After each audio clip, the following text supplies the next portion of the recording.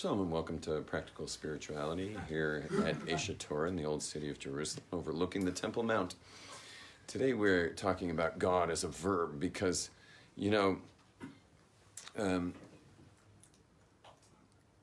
have no idea what God is, and because it's beyond space and time, and our minds don't travel too well beyond space and mind unless we're on psychedelic drugs or something.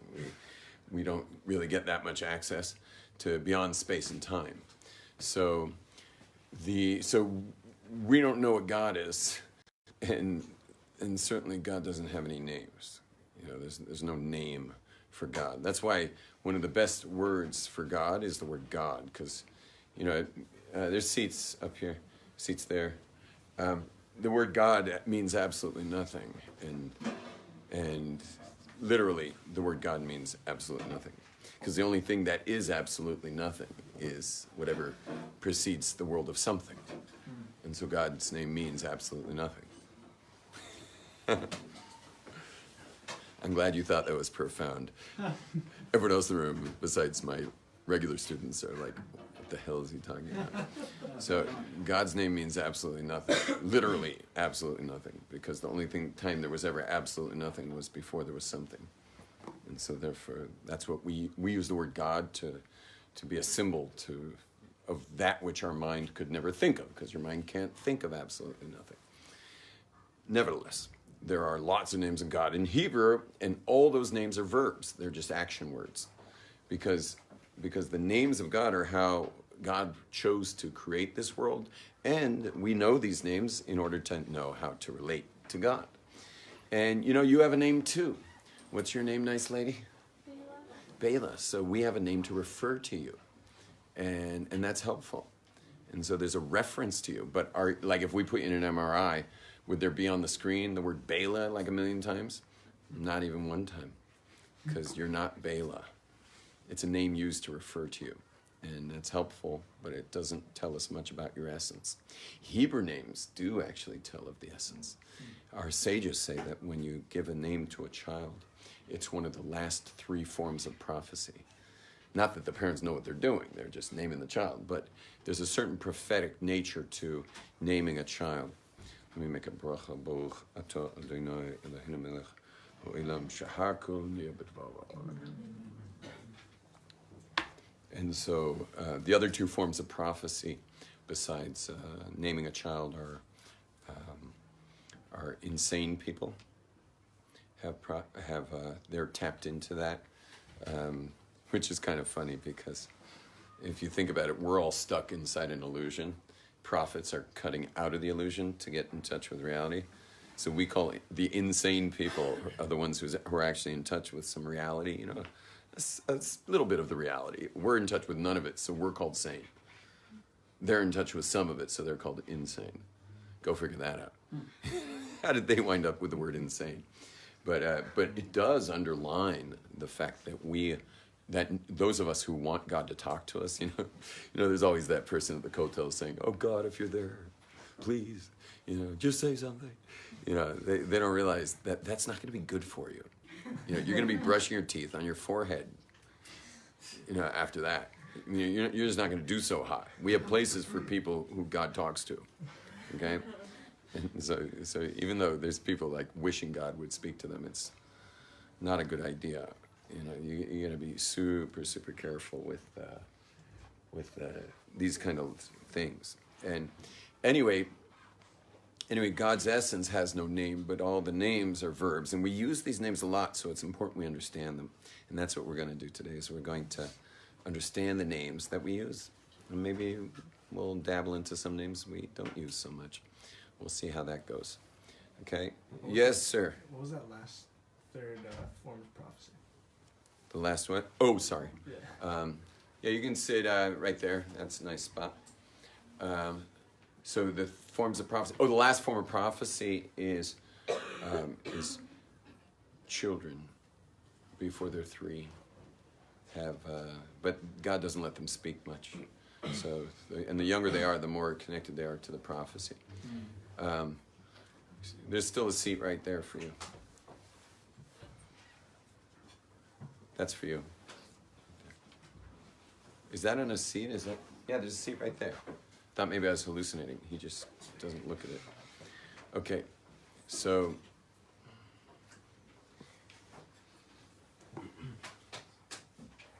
I feel like there's one more the Talmud listed for prophecy. Whatever, naming children. And therefore, if you have a Hebrew name, and I suggest everyone has one, and when you have a Hebrew name, it kind of tells you something about you. It may tell you your test, or it may tell you your proclivities. Some people's names, like for example, there's people who are named Simcha, which means joy, who have a tremendous test with joy. I knew a guy named Simcha who was a very depressed guy. And it was really rough being named Simcha. And you imagine when you're depressed and everyone's saying happiness to you. Happiness. Just like... And mine's pretty rough too. My name's Yom Tov. You know, good day. Yeah, well, what if it's not? You know, I have a name change. So, but my name goes really well with me. I'm generally having a good day. But it took me a couple of years to get there, and not to mention reading the book that saved my life, which I really think everyone on the whole planet should read, and it takes an hour. But it literally saved my life. It was called You Can Be Happy No Matter What by Richard Carlson. You can be happy no matter what. If you order it on Amazon, order 10 copies, because you're just going to be happy to hand it out to everybody, because it's really a lifesaver. Anyway, and then, so there are people who are tested by their names, and then there's people who that is their proclivity with the Hebrew name. And when a parent names their child their Hebrew name, they're just kind of winging it, but there's something about it. And there's heavy stuff with names. We don't mess with names. And there are people who are critically ill, like right now. You guys can all say this name. We do add names when someone's critically ill. So you guys want to try a name just of one of our dear Aish rabbis who had some setbacks. He's doing better now, but we're still majorly praying for him. He's in rehab and stuff. His name is Yosef. That was the ad. Yosef Elimelech Ben Yehudis for a Refuah Shalema. So, okay, and that's adding names. Now, God's names. So we're going to go through some names. Let's see if I got any pens here. Anyone seen any markers around? Behind you. Behind you. Okay, great. So we're going to do a couple names. We're going to start with, I'm going to use a lot of spaces between letters just to make room for, as if there was a letter there, just because it's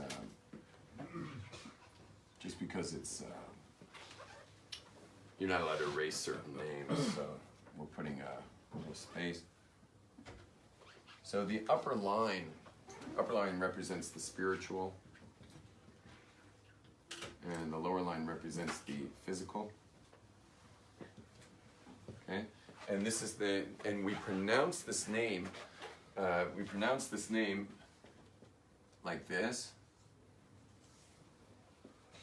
and I'm going to put oy like that because it's an actual oy, and so you'll meet people who will say nai, you know, because they just didn't learn it properly or their family said it that way, but it's not. It's because underneath there's a pasach underneath the nun. If it were a kometz. If it were pasach, just a dash, then it'd be nai. Because it's a kometz, it's noi. Okay? And that name of God, also very important because if you anyone here go to Chabad houses when they're, so sometimes they'll say adi instead of ado. It's ado, and sometimes they'll say di. But not all of them. Like I recently was at a minyan where the Chabadnik leading it was saying Ado, and I went up to him and I said, "You say it so good for a Chabadnik." He says, "That's right, because I fixed it, so I could say it right." But there's certain groups that'll say Chabad's one of those that'll say Ade and then Noi. So it's Ado. It's a cholim there. Clear? Now I'm not saying they should switch necessarily, but this we talked about last week. Is tradition also means a lot. So when there's a tradition coming down the line. So then it's different. But you'll notice that even people who, like for example, we know the Yemenites have the most accurate Hebrew. because they were a 2,500-year time capsule in Yemen. And so there are people, when they say Shema, because there you have a Torah commandment to say those words, Shema Yisrael. So there are people who will pronounce that like a Yemenite, even though that's not their tradition. And they keep their tradition. They do everything wrong. Not like Yemenites. But when it comes to Shema, now I'm doing a Torah commandment. Well, how do they say Shema? So the Dalet of Echad, for example, becomes a soft Dalet, something Echad. And it's whatever. They're more careful with these things because they're doing a Torah commandment. They want to get it done right, and so the best we've got is the Yemenites for proper Hebrew pronunciation. Yeah, she's all excited because she's Yemenite apparently. Which side's Yemenite? Your father, or your mother? Mom. My dad. Dad, which is the tradition. Tradition comes through the father. Judaism through the mother. Traditions through the father. Yeah. So if the Yemenites are the ones that have the correct pronunciation, why during prayer would you not forego tradition to do it in the way that we know is the more correct? It's a slippery slope foregoing tradition in general. You don't want to mess around with tradition too much. Probably just because it's a slippery slope. You know, you stop doing this, and you stop doing that, and then you stop doing this, you stop doing that, because traditions aren't true. They're just traditions. So what happens if you're already starting to lop off the stuff that's not really true? I mean, it's not really in the Talmud. It's not stuff that our sages said, but it's just your family's way of like cutting off the ends of a challah. You know, it's like they don't eat the end of the challah. You know, because they're afraid it'll cause forgetfulness or something. So if you start lopping off everything that isn't really Torah true in your tradition, you're going to wind up with no real tradition from your family. Use the traditions of your family. It's nice to distinguish them, maybe for your children, so they don't one day say, why are you feeding me this malarkey, that some gigantic fat man is coming down a chimney. Like what else are you saying that's not true? So so it might be good to distinguish that for your children that we have this tradition, even though it's not necessarily going all the way back to our sages. So we don't have to do that. Yeah. And how do we differentiate between tradition and superstition? You differentiate it. If it's really superstitious, like if they say something bad's going to happen to you, that's superstitious, I suppose. And if it's just this is the way we do it, then that's tradition. Yeah. So anyway, but I like walking under ladders. I think because we have a Torah commandment that it's forbidden to be superstitious. Did you know that? One of the 613 prohibits superstition, which is really weird, because some people, for example, Sephardic people are much more superstitious than Ashkenazic people. But they've also been hanging out in Islamic countries. Islamic people are very superstitious. Ashkenazic people are not very superstitious. Hope you guys enjoyed your soundbite. Go, enjoy. So Ashkenazic people are not very superstitious, but they got them too. They also got superstitions. So anyway, but anything that's a custom in your family isn't necessarily a superstition. And there's certain things that are superstitions, and you definitely want to cut with, that is worth cutting with. Cut with the superstition, because we have a separate commandment, no superstition. Because where do superstitions come from? It's pagan. Superstitions are pagan things. And they may even be true. But your job is just spend the day walking under ladders. Just find every construction site and walk under their ladders as a proud Jew, saying, I'm breaking superstition. And I'm going to walk under those ladders and step on the cracks in the pavement and stuff.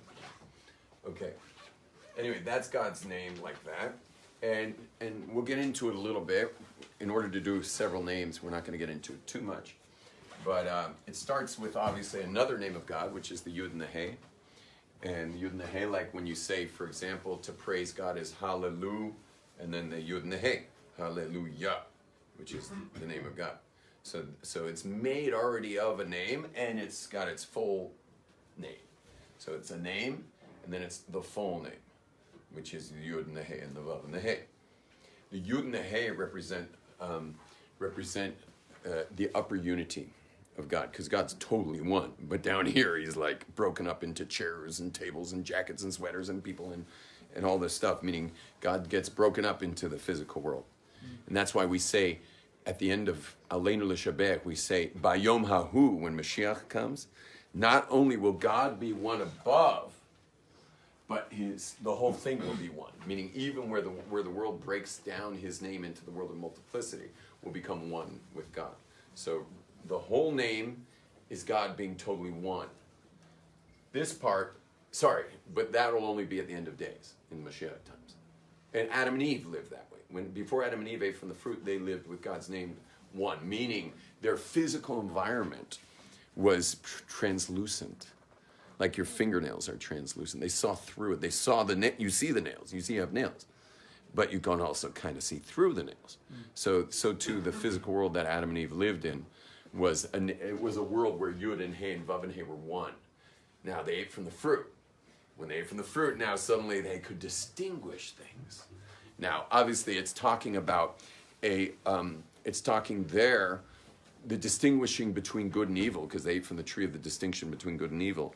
That good and evil really is an archetype of all distinction. You get that?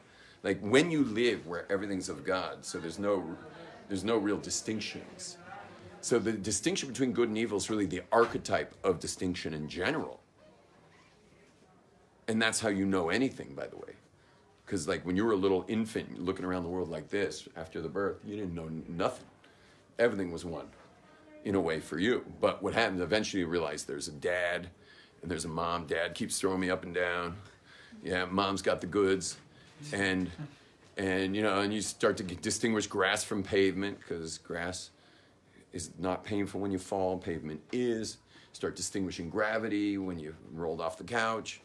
You're slowly developing distinctions. Then they send you to school, which further distinguishes things, like numbers and words, and then eventually someone could get a PhD where they, years later, where they're now giving very fine distinctions in a particular field, because they're going to want you to have distinguished one thing deeply, distinguished one thing. And so this was the tree Adam and Eve ate from. Interestingly, that's the world of multiplicity, of distinction. But all those distinctions are coming really out of this oneness, which is Hashem's name being one, and which we will get to, please God, someday. But we do remind ourselves of it every week when we use a multi-wick candle in Havdalah that burns into one. And what do we look at in the multi-wick candle? Our fingernails, which are translucent, to remind us that we came from it before the eating of the fruit in the Garden of Eden, and we're going to it in the end of days. We're going back to this Bayom Hahu Yeh Hashem Echad up above, Ushmo Echad down below in this world, because this world's all made of his names. The whole world's made of names. Like there no names, no world. Okay? The whole world's made of God's names. And that's why it's, so it's also verbs and nouns, but they're not nouns for God, they're nouns for our world. Meaning that everything's made of those names. And so, but those names are broken up into all the details of the world.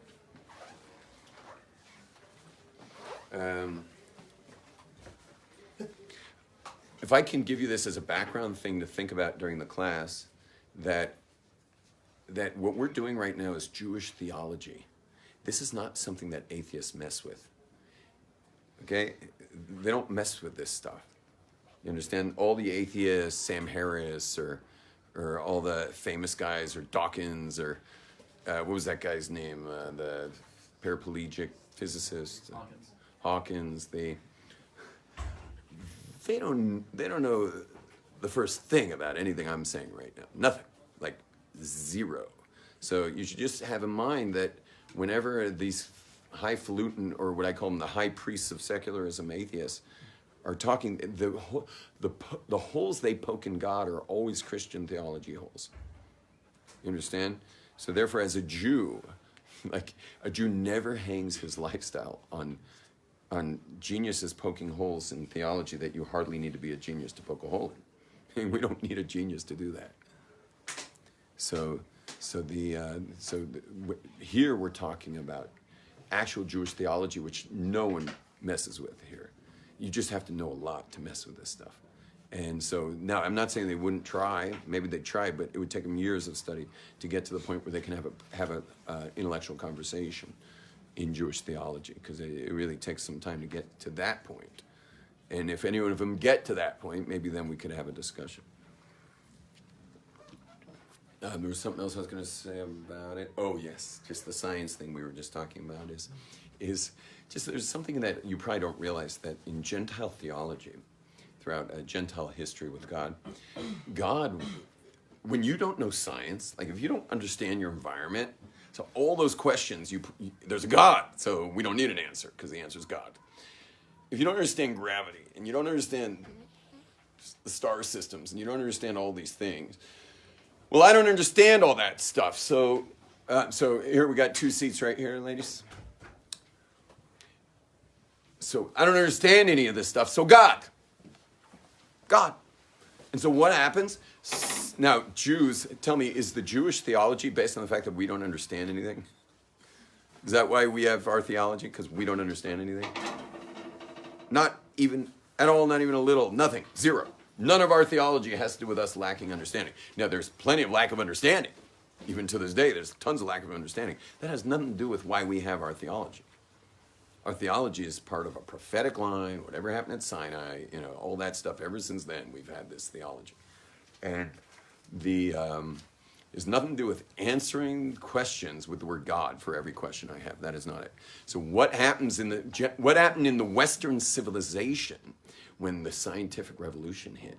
And all of a sudden they are describing things with formulas and proofs and understanding, and you know what I mean? When they started to really get the galaxy and the solar system and all that stuff. What happens when you do understand stuff? What happens? What do you get rid of? God. You get rid of God because we don't need God to explain it. We explained it. And once again, you'll find Jews who actually believe that the understanding of science is somehow in conflict with God. When really the Jewish perspective, when it comes to theology, is that, when it comes to Jewish theologians, our perspective of science, we love science. First of all, we're crazy about science. Why? Because science shows the perfection, the precision, the efficacy of God. The math works out there. And it's just, the more science you know, the more you get in awe of the Creator. Because God was never there to fill empty blanks. That was not where our theology came from. That was the Gentile theology, was to fill up those empty blanks. So therefore, knowing science is in conflict with God, whereas for us, knowing science shows how gorgeous God is. Because now we can see the detail of God's world.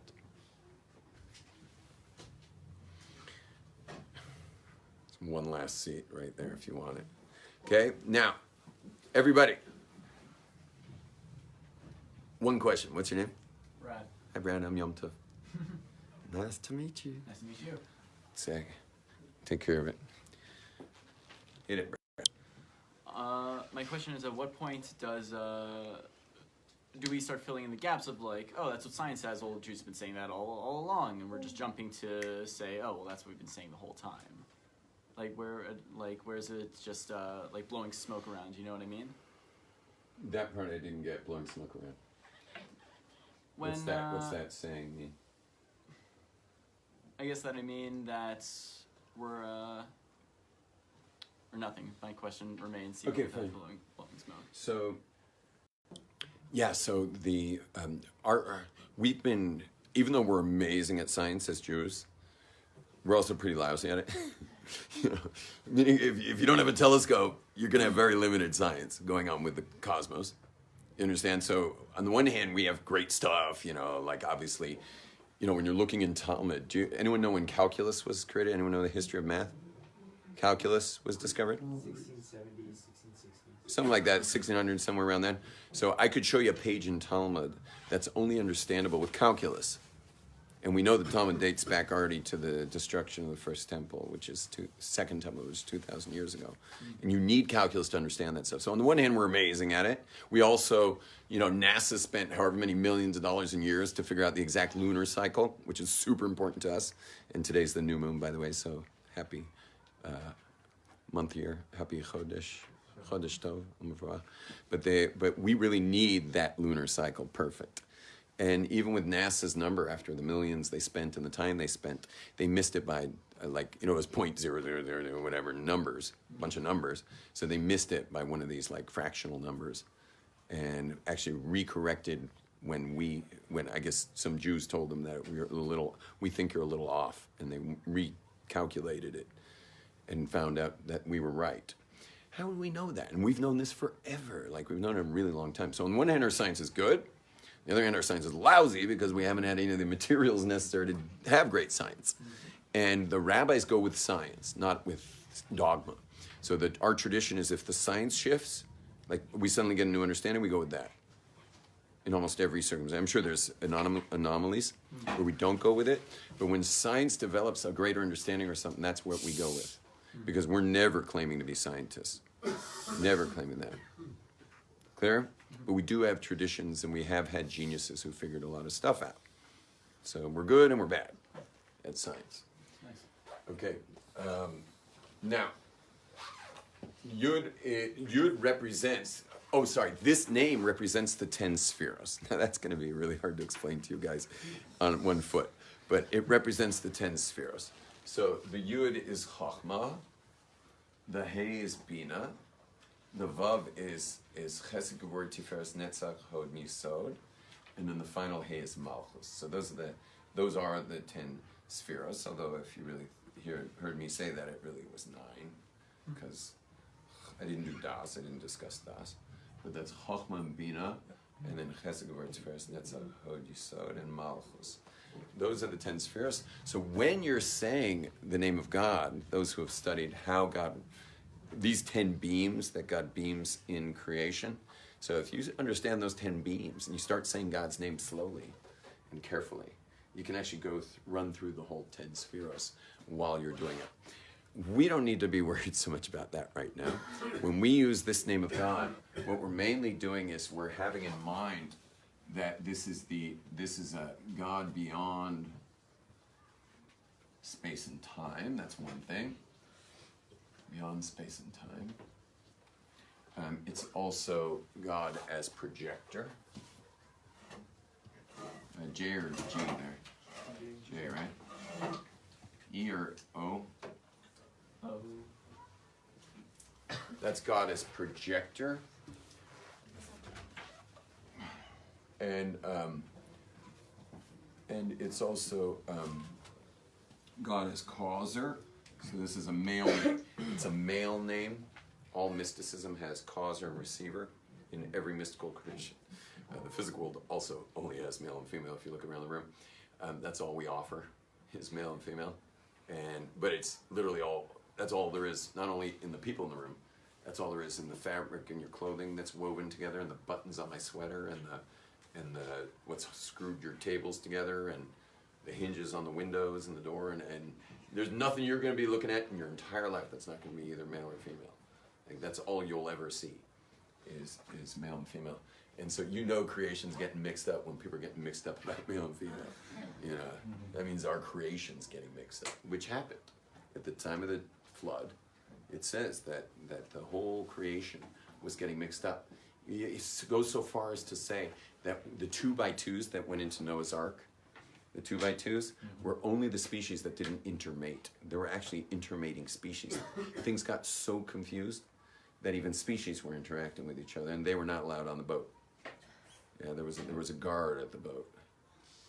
Just kidding. I think those animals just didn't hear the call. They had lost their intuition. Hint, hint. So this is also God as causer. Okay, it's also, next is, there's a lot here. There's also master. And that's why we use the term, what's an adon?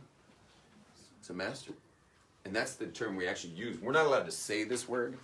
This word's one of the ineffables. It's we have words we're allowed to say. We have words we're not allowed to say. Names we're allowed to say. Names we're not allowed. This name we're never allowed to say. And you are allowed to say the Yud and the Hey, like we said before. At the end of Hallelujah, you're allowed to say that. But putting it all together, it's one of the ineffable names. This is a super high name, and we're not allowed to mess with it. We're not allowed to say it. No pronouncing it whatsoever. And now there is a question were the Kohanim allowed to say it. My sense is they would have been, because they're allowed to.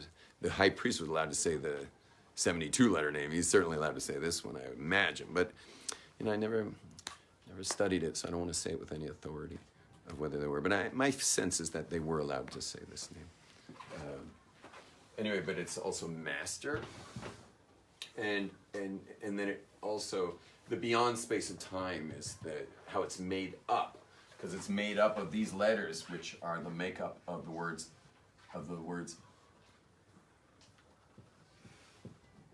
was,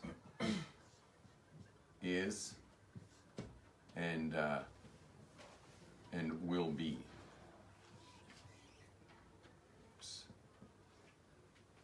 Which is Haya, Hoveh, and Yihiyeh. Was, is, and will be. Okay? Was, is, and will be. And so these three names represent God beyond space and time. Meaning these three makers, or was, is, and will be, are beyond space and time. And the Yud and the Hey and the Vav and the Hey, when we say that name, we're to have in mind something totally outside. Physicality, something beyond the physical. Good? So start saying it much slower, please. When you say it, slow it on down, because that's a lot to be dealing with when you're saying the name. And so many people just send it out. I mean, I blew it on my water. I don't think I had even one of those in mind. Not even one of them when I made my blessing on the water. So like I lost that opportunity. So maybe in my after blessing, I can have it in mind. You definitely want to at least once a day, twice a day, if not all day, having it in mind. In my shul, when I went to my shul the first time, when people would leave the shul, after 3 hours of our ecstatic prayers, I'm part of an ecstatic prayer group with hundreds of men who do ecstatic prayer together. It's really something. And anyway, when I first got to the shul 26 years ago, we used to have a court of three at the end of synagogue. We had to have a court of three unexcommunicate you for having used this name without thinking about what you were saying. Meaning on a Kabbalistic level, like you get spiritually excommunicated for blowing this name by saying it without thinking about it.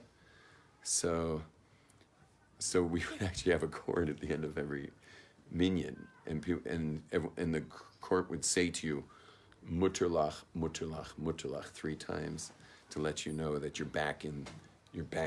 Like it recommunicates you to the spiritually. So since I did that on my water, we might as well try it.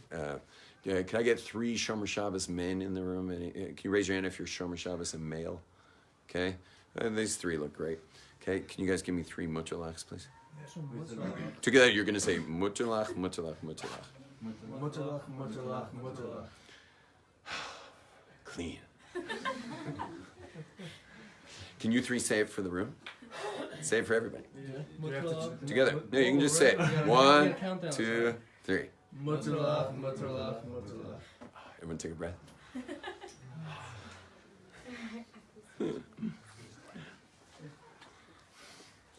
I feel so much better.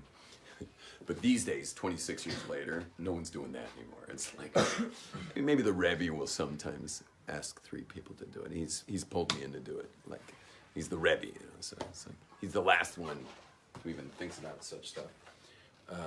But what is really important for all of us is to meditate on the name of God. Try in the mornings, once a day, just meditate on the name of God. You don't have to say anything, just meditate on it. And learn the 10 spheros. I have a lot of stuff online teaching the 10 spheros in detail, so look those up. Okay, next name. Next name we're going to do, and I'm going to do a little pictorial for it. Imagine this is the whole space-time continuum here. This is the whole expanding universe, okay? So our Earth is, let's say this is our galaxy.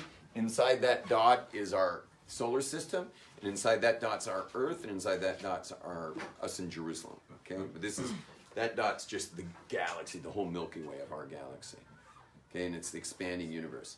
Now, I'm going to draw you inside here, not to scale, obviously. Okay, there you are inside there, and you're in kind of a weird pose here, but anyway, that's you inside there, and this name Yud and Hey and Vav and Hey. Well, let's go a little further. What we're going to do is we're going to make these squiggly lines represent the Yud and the Hey and the Vav and the Hey. Okay, but they're not just the Yud and the Hey and the Vav and the Hey. They're just the infinite God, which is beyond finite. You know what? I love the name infinite, because if it's truly infinite, where does it also have to be? Infinite. Meaning, if it's unlimited by space and time, well, this picture limited it. Do you see what happened?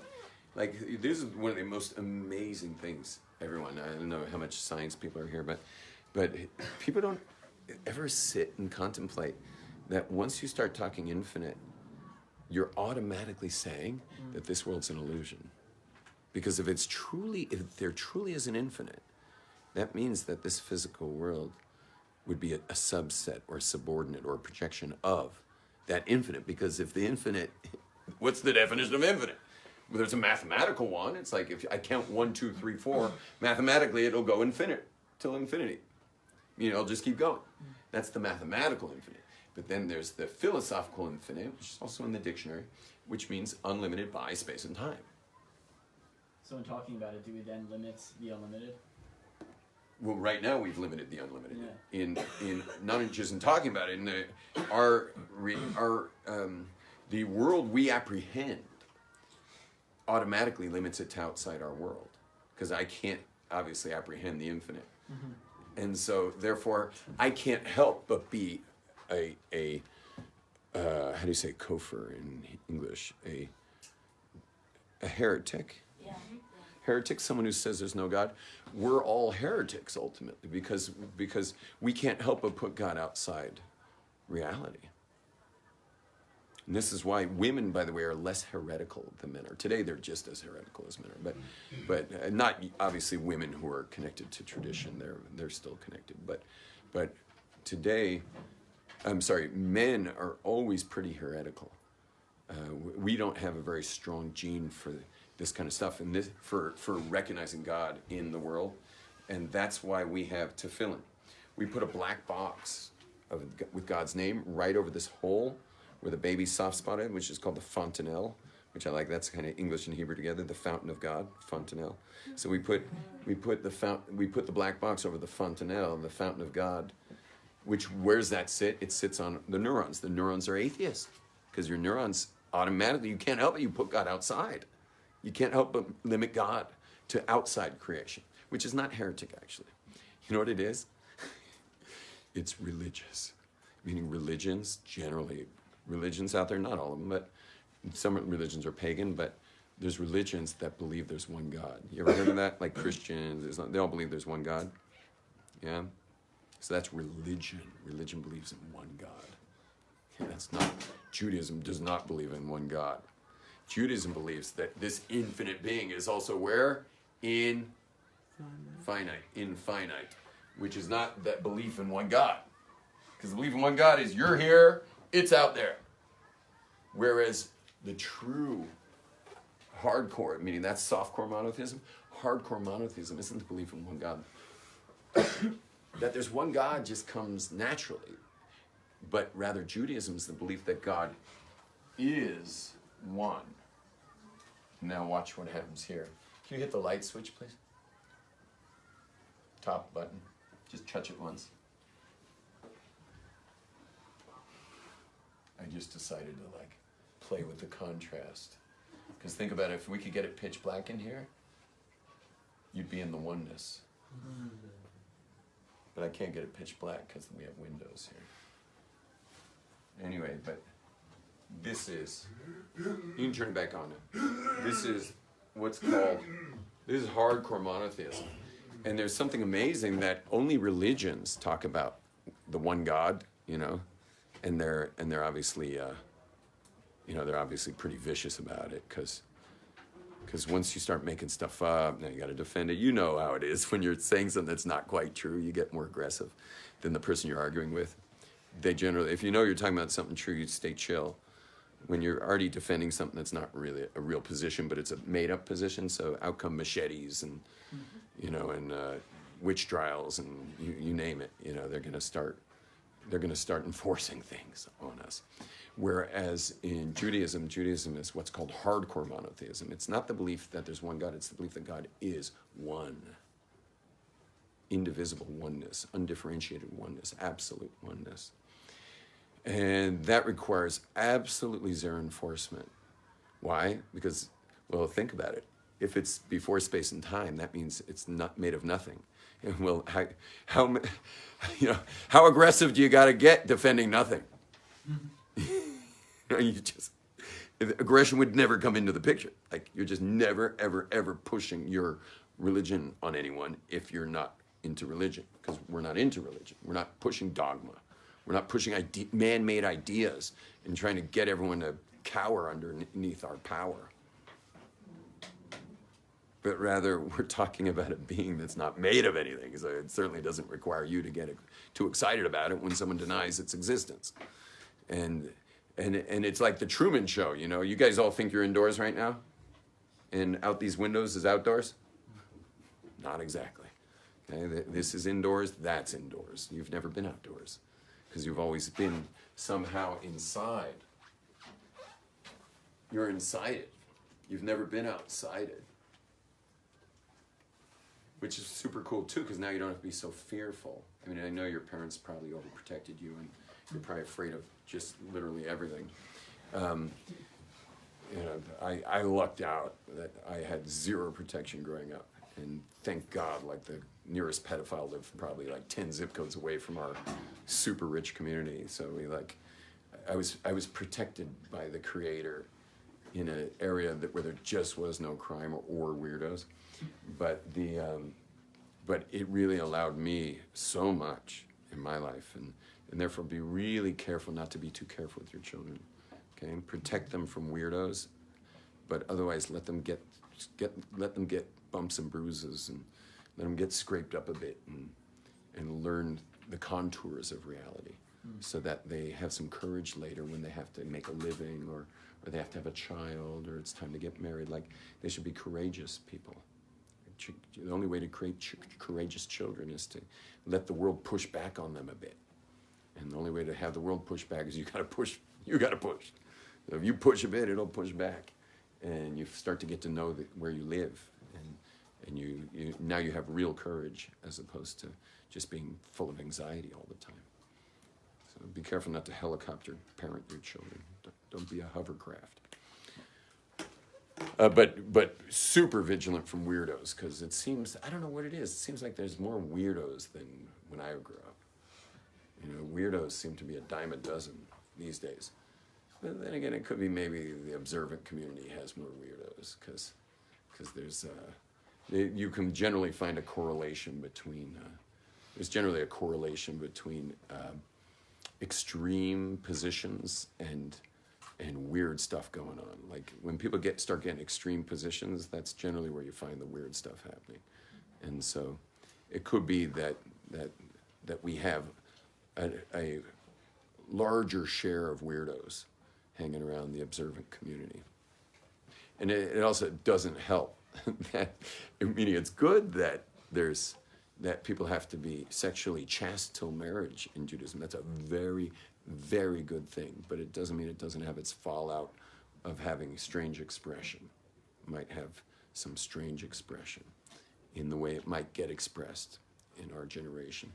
Now, obviously, we should all be rolling back the age of marriage, I understand, in the 1950s, 60s, they moved marriage age up to 18, 19, 20, Litvish 20, 21, 22, 23.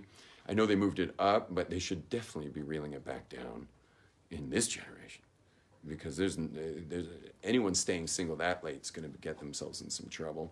Either that, or they're going to be acting, they're going to be inappropriately forcing themselves into chastity, meaning being good for too long is also not healthy. And God did not create our bodies and our bodies' urges for not to be expressed. They are supposed to be expressed, just they're supposed to be expressed appropriately.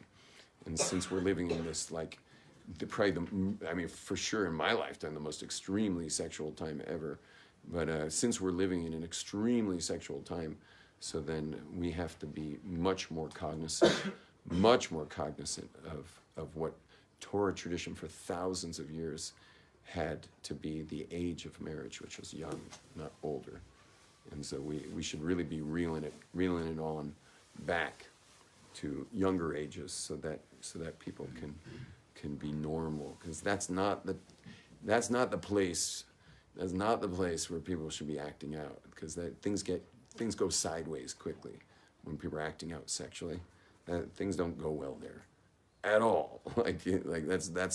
That stuff can affect someone for their whole lifetime. And I do meet people in their 30s, 40s, 50s, 60s who never were able to quite get themselves back together from unnatural approach to sexuality as we have it now. It's quite unnatural the way it's set up. So and this all can be remedied just by reeling back the age to a younger age for marriage. Yes, sir. What's the connection between this mysticism and mitzvot? What's the connection? The mitzvot are instructional, and the mystical side is what it actually does. You understand? Meaning, you have a mitzvah, let's say, so you have to put on tefillin, right? That's one of your mitzvahs. So that's instructional. Your job is to put on these black boxes that are now. Mysticism is, what do the black boxes actually do? So if you look at it like a hyperlink, the Torah says to put totafot. So you click on the hyperlink, it takes you to the law. The law explains how to make the black boxes, where to put them on and stuff. You click again on every single of those little laws, you get, all the detailed laws of tefillin, every one of those has a mystical reality to it. Even how you write a letter, every letter has to start with a yud, because that's the point of creation. Yud is the point of creation. So when you're creating with letters, which are really digits, this whole world's made of the letters. So when a scribe, when he writes a letter, he always starts with the yud. So that's a little law, mystical tradition about that law. So it's every word in the Torah comes with a double click. One click is, how do I do this? Let's say it's a mitzvah. And the other click is, why do I do it? How and why? Which in Hebrew is ma, like Spanish, que, and then lema, lama, por qué, what for? So everything has a ma and a lama, for what? And sadly, if I'm already ranting on sexuality, I'll rant on the other stuff too. Thank you. Sadly, the way our system is set up in study is people only learn what? No one learns why. No one's studying the whys. Now, there are some people who study the whys, but very few people study the whys. How many people really study the whys? It's all what? Can you imagine me being married to my wife and only doing what she wants and what she doesn't want? Like avoiding what she doesn't want and doing what she does want. Can you imagine that? Without really getting in touch with her on why. What does that mean? And what does that mean? And what does that mean? And what does that mean? Whereas when I'm in touch with the why all of this, so then it's like, it's amazing. Can you imagine me just following instructions and never saying I love you to my spouse? Or can you imagine saying I love you and never following instructions? Meaning never doing exactly what she doesn't want and never doing what she does want. Can you imagine? And then telling her I love her, is that going anywhere? When I say I love you, is it going to mean anything to her? It won't mean anything. So therefore you have to have mitzvahs, do's and don'ts, but you also have to have the intimacy of it. What's going on here? What is this all about? That's the lama, that's the why. But you guys, anyone here ever studied in yeshivas? Anyone here studied in yeshivas? Yeah? How much of the study Seder from 9 to 7 at night was spent on why? Zero. Excellent. So, and hence you can wind up in a relationship where it's not a relationship. Because would you call me being in a relationship with my wife if I only know what she wants and doesn't want? That's not a relationship. So now you wind up with thousands and thousands and thousands of kids who have no idea. They have no idea of their relationship. They only know what to do and what not to do. And you ready for this? I didn't even bring this up. There's a whole study. There's a study of God. Just like you're going to study your spouse for all their inner essence. So there's study of God, which is beyond the mitzvahs. Now you're studying the secrets of who God is, as if you could ever know. You can never know, but how he runs creation. How he created, that's called Ma'aseh Bereshis. How he runs creation, that's called Ma'aseh Merkava. And no one ever studies this stuff. So like, did you do the mitzvah when you did it? I'm wondering if you kept the instructions, but you didn't even understand the slightest bit about the being that you're doing it for, or for whom, or why you're doing it. If you don't understand any of that stuff, did you do a mitzvah? Or did you just dot I's and cross T's? And I was so naive. When I sent my son to a Hasidic yeshiva. I was like, oh, finally they're going to teach him Hasidut, which is all about the whys. So he comes back his first day, and I couldn't wait for him to get home and sit down with him. Like, so tell me, like, he's going to a Hasidic yeshiva. We're Hasidic. Like, don't I get Hasidic, Hasidic yeshiva? So he comes home, sit down at dinner table. I'm like, so tell us about all the Hasidic learning you did today. He said that was not in the schedule. Like, there's zero scheduled Hasidic learning in the entire schedule. So I naively called the dean of the school, and I said, I'm sending my kid to a Hasidic school, and you don't teach Hasidut. Like, when's the Hasidut part? And he was just like, earth to Yom Tov, like, what is wrong with you, Yom Tov? So, anyway, I think we're a bit over time, so we didn't get much past the Yud and the Hey and the Vav and the Hey. I only have about 500 hours on the names of God, so I hope you'll be around this year, and we'll just slowly move through each name of God. I'm kidding. We're not going to do that. But at least we got one of the names pretty in there. And yeah, let's do it. Okay? Shalom, everyone. It was a pleasure, as usual. Thanks.